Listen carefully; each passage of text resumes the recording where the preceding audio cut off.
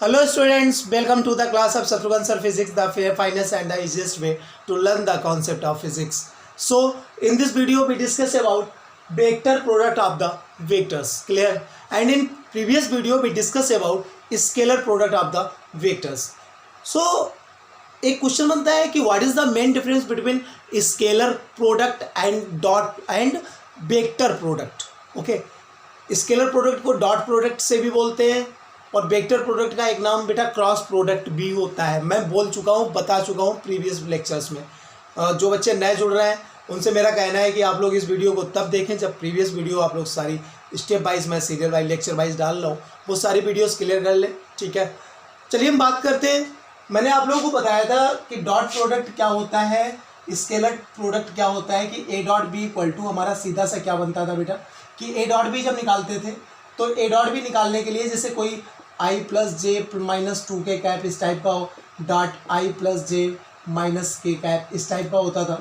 तो बेटा आई के कॉफिशिएंट में आई का मल्टीप्लाई मार देते थे तो वन बन जा वन बनता था, प्लस प्लस प्लस बनता था, जे का जे में तो वन बन जा वन.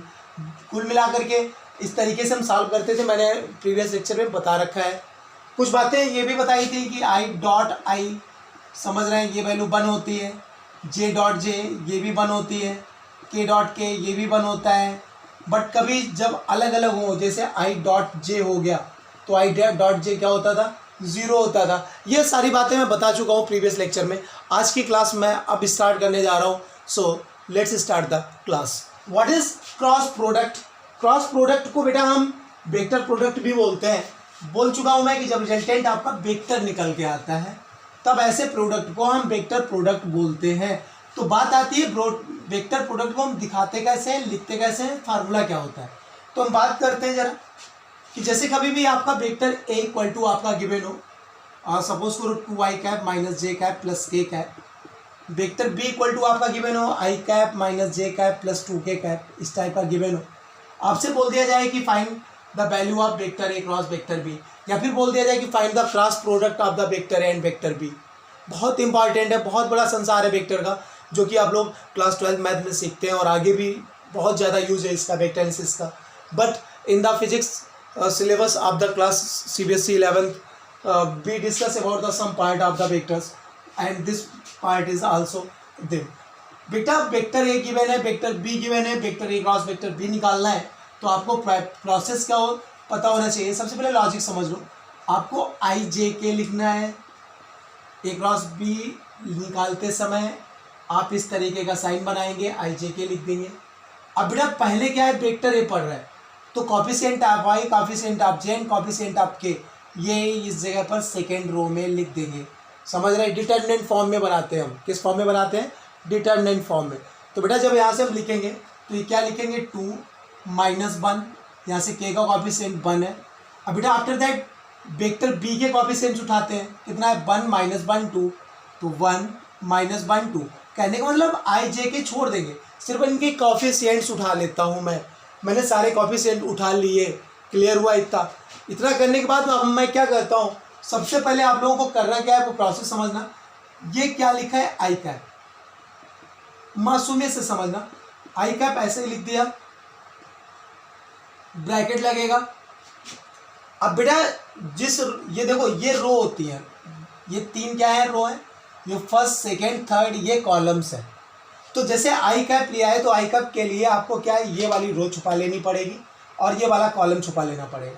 अब आपको दिखाई दे रहा है कि minus one one minus one two, ये 4 डिजिट दिखाई दे रही हैं. तो आप याद रखना बेटा हमेशा इस तरीके से आना, यहाँ से यहाँ आना, माइनस लगाना, यहाँ से इधर जाना. ठीक है, जैसे आप लोग आर बना देते हो ना, ये वाला ये तो आपकी आदत में पड़ गया होगा. तो याद रखना बेटा पहले इसका मल्टीप्लाई, फिर माइनस इसका मल्टीप्लाई. तो आई लिखा, आई लिख के पिटारा लगाया. बेटा ये रो बंद कर दी, ये कॉलम बंद कर दिया, तो ये दिखाई दे रहा है हमें. तो इसमें मल्टीप्लाई मारेंगे सबसे पहले. तो माइनस वन का टू में होगा, क्या आएगा, माइनस टू. तो हमने यहाँ पर क्या लिख दिया, माइनस टू लिख दिया. अब बेटा इसके बाद अपनी तरफ से माइनस लगा देना है, फिर इसका और इसका मल्टीप्लाई मारना है. तो माइनस वन का मल्टीप्लाई भी माइनस वन आएगा. तो जब यहाँ पर आएंगे तो माइनस वन ये हो चुका है, माइनस पहले से लगा है तो माइनस माइनस क्या हो गया, प्लस वन हो गया. इस तरीके से हम कैलकुलेट करेंगे. आई कैप लिखा, फिर से समझो, आई कैप लिखा हमने, ये रो और ये कॉलम बंद कर दिया। अब इसके बाद में इसका इसमें मल्टीप्लाई तो बना -2, माइनस अपनी तरफ से लगाया, फिर -1 बन का मल्टीप्लाई तो बना था -1, तो माइनस माइनस क्या हो गया +1, क्योंकि -1 अपनी तरफ से लगाया था ना। इतना काम करने के बाद में आपको जे कैप लेना है। तो क्या लेना है? जे कैप। लेकिन एक बात का ख्याल रहे कि जब आप आई कैप लेंगे तो पॉजिटिव साइन के साथ, जे कैप लेंगे तो नेगेटिव के साथ, फिर ब्रैकेट लगाओ। अब जे किस में पड़ रहा है बेटा? जे इस रो में आ रहा है और इस कॉलम में आ रहा है। महसूस करो जरा, इस रो में है जो मैंने छुपा ली है और इस कॉलम में। तो अब 4 कौन कौन से दिख रहे हैं? 2 1 1 2, वही काम 2 2 जा 4, माइनस अपनी तरफ से, और फिर क्या 1 बन जा 1, तो 1 आया 1 लिख दिया। क्या बेटे बात समझ में आई आप लोगों को? क्लियर हो गया होगा? बोलो भाई। सबसे पहले हमने आई कैप लिया, जिस रो में जिस कॉलम में पड़ रहा बंद कर लिया, छुपा लिया, तो ये 4 हमें दिखने लगे। अब इस इधर से मल्टीप्लाई, ये माइनस इसका इधर, ये करा दिया। जे लिया माइनस साइन के साथ अपनी तरफ से, तो जे पड़ रहा था इस रो में और इस कॉलम में। अब ये 4 हमें दिखाई दे रहे थे, तो 2 2 जा 4 और -1 बन जा 1। क्लियर हुआ? आफ्टर दैट हमने प्लस के कैप लिखा। अब क्या कराना है बेटा? ये के किस में पड़ रहा है? फर्स्ट रो में, थर्ड कॉलम में। ये 4 दिखाई दे रहा है, तो 2 बन जा 2 माइनस का, ठीक है। माइनस अपनी तरफ से आता है, 1 बन जा -1 आएगा, तो माइनस माइनस क्या हो गया? +1 हो गया। क्या ये बात क्लियर हुई आप लोगों की? अब इसको थोड़ा कैलकुलेट करके लिख दो। -2 + 1 कितना आया? -1, तो माइनस का आई कैप ही 1, चाहे लिखो या ना लिखो, भी लिख दिया थोड़ी देर के लिए। 4 -1 कराएंगे तो 3 आएगा, तो माइनस का 3 जे कैप हो गया। -2 + 1 -1 आया, तो माइनस का क्या हो गया बेटा? के कैप हो गया। It is the value of A cross B। समझ रहे हैं आप लोग? यही होता है क्रॉस प्रोडक्ट। समझ रहे हैं? बहुत सिंपल सा लॉजिक है, कोई टफ चीज़ नहीं है। पैटर्न को आप लोग पकड़ के चलिए, कॉन्सेप्ट पकड़ के चलिए, एक भी ऐसा कोई प्रॉब्लम नहीं होगा, ऐसा कोई न्यूमेरिकल नहीं जो आपसे सॉल्व ना हो जाए। ये मेरा प्रॉमिस है आप लोगों से। चलिए आप लोग इसका स्क्रीनशॉट लीजिए, मैं एक क्वेश्चन और कराता हूँ इसके बाद। इसी टाइप का मैंने वेक्टर है और वेक्टर बी और लिया है, आपको समझाने के लिए थोड़ा क्लियर करा दूं। वेक्टर है और वेक्टर बी मैं फिर से ले रहा हूँ कुछ। सपोज करो मैंने वेक्टर ए ले लिया I cap plus J cap plus K cap, और वेक्टर बी ले लिया 2 I cap minus J cap plus K cap. ठीक है, निकालना है आपसे vector B cross vector A निकालना है। याद ध्यान देना थोड़ा, ए क्रॉस बी नहीं निकालना है, बी क्रॉस ए निकालना है। तो ऐसे कंडीशन के लिए मैंने क्या बोला, बी क्रॉस ए है तो बी वाले एलिमेंट आई जे के बाद सेकेंड रो में रखे जाएंगे, ए बाद में है तो ए के थर्ड रो में रखे जाएंगे। सो क्या लिखेंगे, vector B cross vector A equal to I J K तो हम लगा ही लेंगे। ठीक है, अब आई जे के लगाने के बाद पहले वेक्टर बी है तो कॉफिशिएंट ऑफ बी के उठाएंगे हम, तो 2 - 1 1, 2 - 1 1। अब ए बाद में है तो ए का 1 1 1। क्लियर हुआ? ये बेटा मैंने vector B cross vector A लगाने के लिए अपना डिटरमिनेंट फॉर्म बना लिया। इसको ये साइन बोला जाता है डिटरमिनेंट का साइन। किसका बोला जाता है बेटा? डिटरमिनेंट। तो डिटरमिनेंट मेथड लगता है क्रॉस निकालने के लिए। सबसे पहले मैंने क्या लिखा, आई कैप लिखा। अब आई कैप को छुपाएंगे तो ये फर्स्ट रो फर्स्ट कॉलम छुप जाएगा, तो यही 4 बचेंगे, ये 4। तो -1 का 1 में तो 1 -1 आया, -1 बन जा 1 हो गया। अब प्लस का हमने सॉरी माइनस का जे कैप लिया, ये रो और ये कॉलम छुपाए हैं तो क्या दिख रहा है हमें, 2 1 1 1, यही तो दिख रहा है। बताओ भाई, जे जिसमें पढ़ रहा है जे को हमने छुपा दिया है, ये समझो ये छुपे हुए हैं। तो बना क्या क्या है, 2 1 1 1, तो 2 बन जा 2 -1 बन जा 1, ये हो गया। After that plus K cap, के को छुपाएंगे अब हम, तो फर्स्ट रो तो छुपी रहेगी, के जब छुपेगा तो के किस तरीके से छुपेगा, इस तरीके से। तो अब 4 कौन कौन से दिख रहे हैं, ये दिख रहे हैं भाई, महसूस करो जरा, 4 कौन से दिख रहे हैं, यही तो दिखे। तो 2 बन जा 2 माइनस इसका इसमें, तो -1 आएगा तो माइनस माइनस +1 हो जाएगा। ये पैटर्न याद रखना कि इसका मल्टीप्लाई इसमें माइनस इसका इसमें कराना है हमेशा।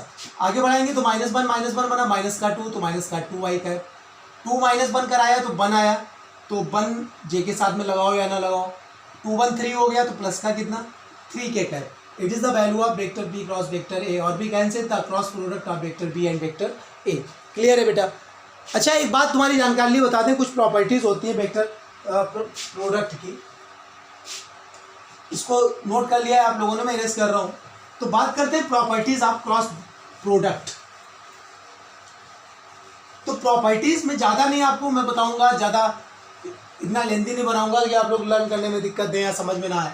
इतना जान लीजिए कि vector A cross vector B अगर है तो ये vector B cross vector A के इक्वल नहीं होगा।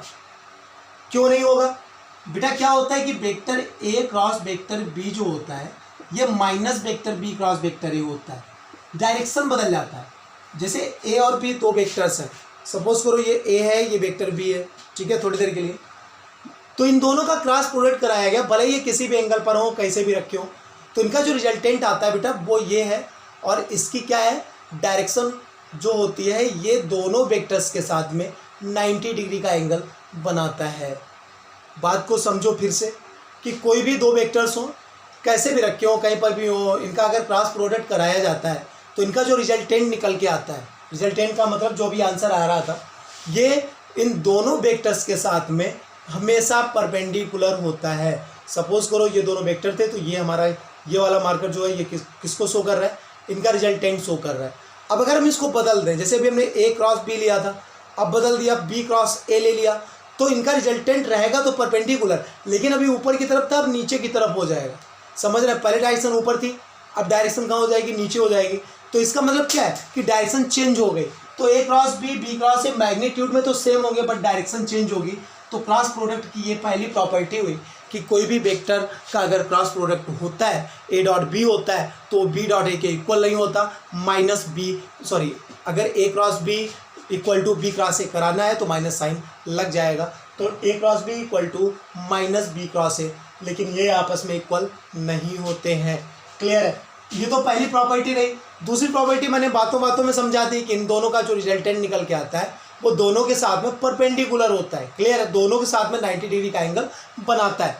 इसके बाद में बेटा अब जरा एक बात महसूस करना, ये प्रॉपर्टी तो हो गई।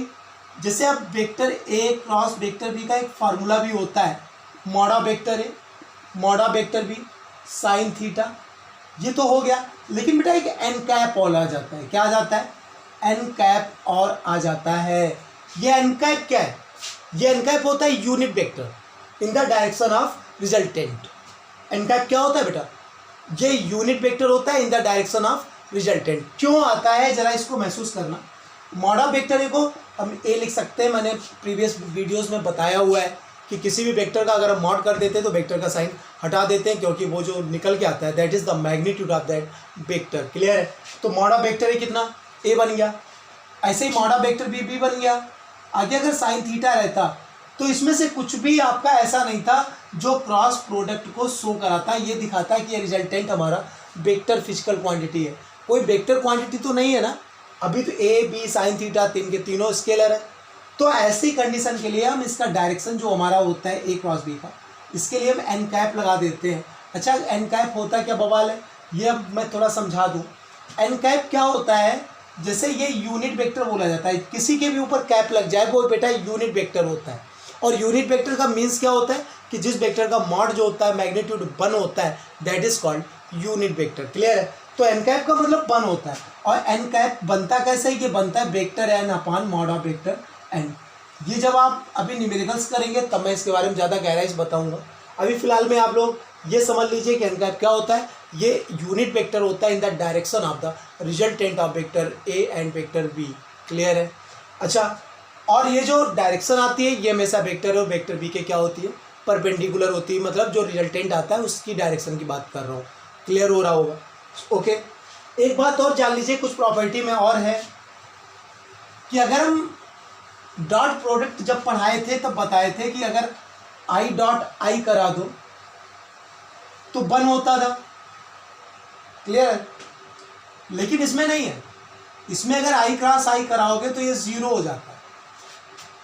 सिंपल सी बात है। डॉट प्रोडक्ट में जब सेम सेम का कराते थे तो 1 आता था, बट इन क्रॉस प्रोडक्ट क्या होता है? सेम सेम का प्रोडक्ट हमेशा 0 होता है। आई क्रॉस आई 0 बनेगा, जे क्रॉस जे 0 बनेगा, के क्रॉस के 0 बनेगा। लेकिन अब बात उठती है कि आई डॉट जे है, वहाँ पर अलग अलग होता था तब 0 होता था, याद है डॉट में। और क्रॉस में क्या है? जब सेम सेम है तब 0 हो रहा है। क्लियर है? अब अच्छा है बेटा, एक बात बता दूं तुम्हें जानकारी के लिए कि अगर आई क्रॉस जे हो जाए तो क्या होगा। तो एक बात जान लेना थोड़ा, एक मैं दिखा रहा हूँ आप लोगों को, क्योंकि क्रॉस प्रोडक्ट है इसलिए आई कैप ले लिया, फिर जे कैप ले लिया, फिर के कैप ले लिया। बेटा एक सीरियल होता है, आई के बाद जे के बाद के और के बाद फिर से आई। ये चक्र टाइप का होता है, सर्कल टाइप का, ठीक है। तो यहाँ से सर्कुलर अगर हम बात करें तो आई क्रॉस जे, तो आई क्रॉस जे क्या हो जाएगा, के कैप हो जाएगा। मतलब समझो आई क्रॉस जे है तो नेक्स्ट बाद वाला क्या हो जाएगा, के कैप। क्लियर है। ऐसे ही अगर हम बोलते हैं सपोज करो जे क्रॉस के कैप, तो जे क्रॉस के क्या हो जाएगा, जे क्रॉस के इक्वल टू क्या हो जाएगा, आई कैप। भाई ये राउंड अप ध्यान रखना, राउंड अप ऐसे चलेगा, आई के बाद जे के बाद के बाद आई, ठीक है। अगर ऐसे ही मैं बोल दूं बाई चांस के क्रॉस आई, तो के क्रॉस आई क्या हो जाएगा, के क्रॉस आई बनेगा जाके जे कैप। क्या बनेगा, जे कैप। अब बाई चांस मैंने आपसे बोल दिया जे क्रॉस आई कैप, क्या बोल दिया बेटे, जे क्रॉस आई कैप। तो जे क्रॉस आई, तो जे क्रॉस आई, अरे डायरेक्शन ये होनी चाहिए थी, डायरेक्शन पलट चुकी है, अब डायरेक्शन ये हो गई। तो जे क्रॉस आई आएगा तो के कैप, बट माइनस के कैप आएगा। बात को समझो, आई के बाद जे के बाद के बाद आई आता है। ये तो सर्कल में आप लोग डायरेक्शन याद रखना। और अगर इनका पलटा जाए, डायरेक्शन पलटे, जैसे आई के बाद जे आ रहा है, आई क्रॉस जे हो तब तो के हो जाता है। अगर जे क्रॉस आई हो जाए तो के तो करेंगे बट माइनस के करेंगे, क्योंकि अब उल्टी डायरेक्शन है। तो यहाँ से क्या आ गया, माइनस के। ऐसे ही अगर मैं करा दूँ आप लोगों को, बताइए ज़रा, आई कैप क्रॉस के कैप आप लोग कर सकते हैं बेटा। आई क्रॉस के, आई पहले के बाद में, डायरेक्शन पलट रही है ना, तो आएगा तो जे, मगर क्या, माइनस का आएगा। क्लियर है। तो ये चीज़ आप लोगों को याद रखने वाली है। यहाँ से भी चाहो तो अभी हमने जो प्रॉपर्टी बताई थी वो भी देख लो, कि जब ए क्रॉस बी था कुछ था, अब इसी को पलट दें, अगर हम जे क्रॉस आई कर दें तो यह माइनस का हो जाता है। तो वो वहाँ से भी बात क्लियर हो रही। तो बस इतना ही कॉन्सेप्ट है आप लोगों का क्रॉस प्रोडक्ट का। और एक बात और बता दो कि अगर by chance vector A cross vector B plus vector C हो कभी, तो बेटा इस चीज़ को अगर हम चाहेंगे अंदर मल्टीप्लाई जैसे कराते थे, तो ये बन जाएगा ए क्रॉस बी अलग plus vector A cross vector C. मतलब ए अगर पहले लिखा है तो A cross B plus A cross C जाएगा। अगर by chance vector B plus vector C cross vector A लिखा है, तो वेक्टर बी का जब ए में होगा तो होगा vector B cross A plus vector C cross vector A. कहने का ये मेरा सेंस है कि अगर वेक्टर पहले दिया गया होगा, कुछ क्रॉस प्रोडक्ट हो रहा होगा, अंदर प्लस लगे हो माइनस लगे हो, तो बेटा उनका पहले मल्टीप्लाई होगा, फिर बीच का साइन प्लस, फिर उसके बाद में फिर वेक्टर है, फिर सेकेंडरी टर्म। इस तरीके से हम क्रॉस प्रोडक्ट को निपटाते हैं। तो आज की वीडियो मैंने क्रॉस प्रोडक्ट निकालने की क्लियर की है, आप लोगों का पूरा कॉन्सेप्ट दिया है। तो ये सबसे सिंपल वे है आप लोगों को क्रॉस प्रोडक्ट तैयार करने का। तो मिलते हैं एक नई वीडियो में, तब तक के लिए so now stop it today.